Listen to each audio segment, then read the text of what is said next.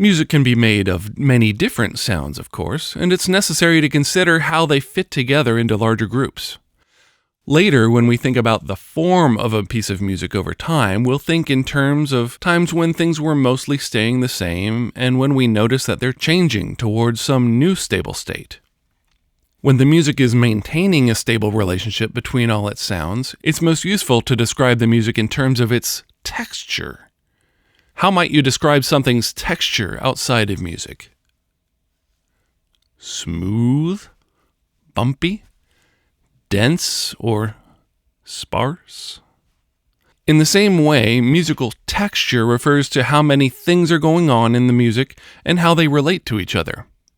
Now, you won't be quizzed on these specific terms, but here are some familiar kinds of musical textures and common terms for them, which you might find helpful as you're discovering new ways to discuss music.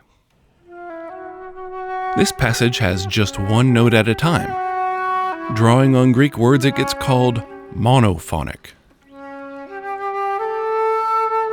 This example has multiple voices playing different timbres and different pitches with the same rhythm. Sometimes it's called a homophonic texture because homos means the same in Greek. However, since they're specifically the same in rhythm, some people would prefer to call this a homorhythmic texture instead.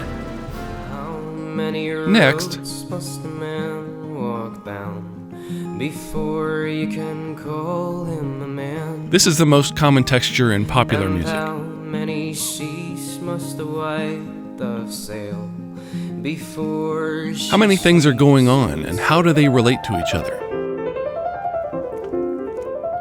There's a melodic tune in the foreground and a supporting repetitive pattern in the background.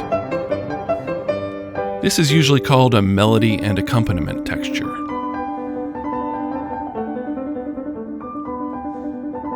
How do these voices relate to each other?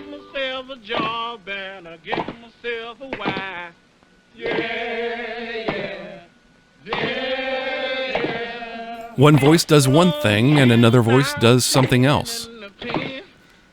Someone might call this antiphonal because anti means against in Greek, as in two voices opposing each other.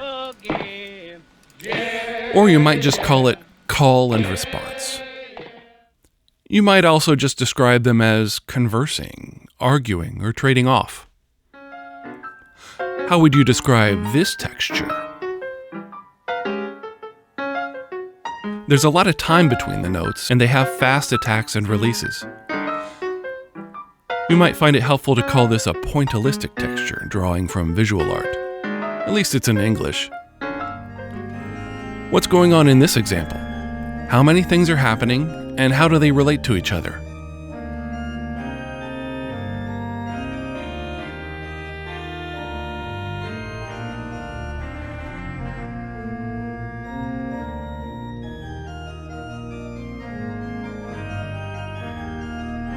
There are multiple distinct lines or voices going on here, each dependent of the others. There's many, so we can draw on Greek again and call this a polyphonic texture. But we can be more specific than that. Since each voice is playing its own line through time instead of participating in a homorhythmic or pointillistic texture, we might call this counterpoint or a contrapuntal texture. This is because classical composers who are working with pitched lines often think about the vertical or simultaneous relationships between pitches that are sounding at each point in time, point by point, against each other. So it's called counterpoint, this time taken from Latin because that's what they spoke in medieval European churches where polyphony was invented. Now, what's the relationship among voices in this example?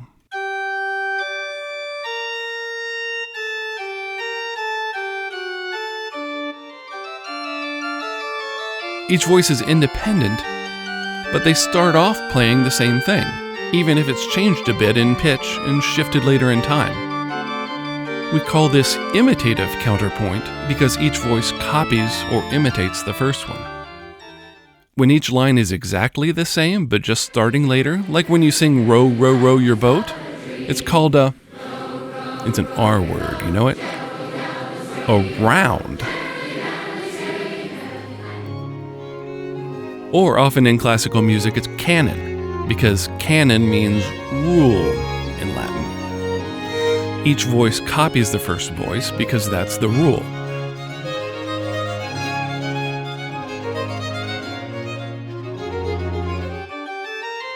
In contrast, you might have heard the term fugue to describe music from the Baroque era, when each voice starts by imitating the first, but then runs away from it. Fuga means run away in Latin, like the word fugitive. Had enough Latin already? You might find one more phony Greek word helpful. What's going on here? How many things and how do they relate?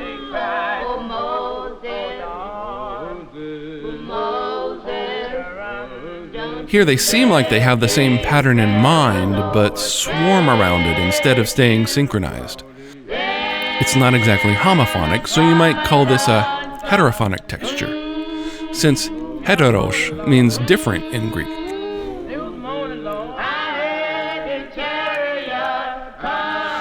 Remember, you won't be quizzed on these specific terms for musical textures, but you're going to need to find some way to discuss the music you hear in our class. And you might find these words helpful, or at least the same thought processes.